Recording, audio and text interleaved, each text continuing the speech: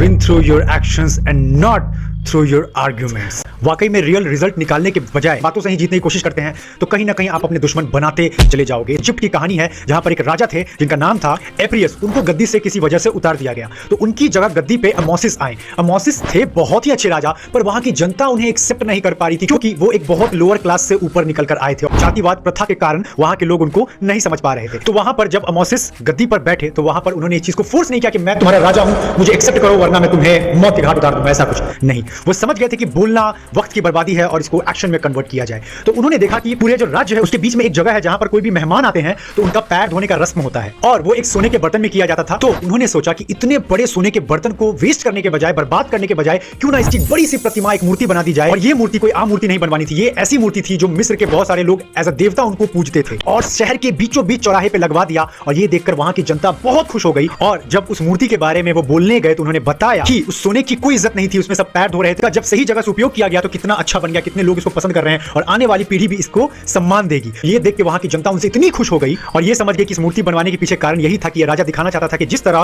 पैर धोने वाली मूर्ति को अगर देवता की मूर्ति बनाई जा सकती है तो मेरे जैसा इंसान जो गरीबी से निकल कर आया है वो क्यों नहीं राजा बन सकता। और उसको राजा की तरह एक्सेप्ट कर लिया गया। कोई भी जोर जबरदस्ती नहीं की थी, कोई तलवार नहीं चलाया गया, कोई मर्डर, कोई कत्लेआम नहीं हुआ, लेकिन फिर भी उनको राजा की तरह सम्मानित किया गया और उनके अंतिम शासन तक उनको उसी तरह नवाजा गया।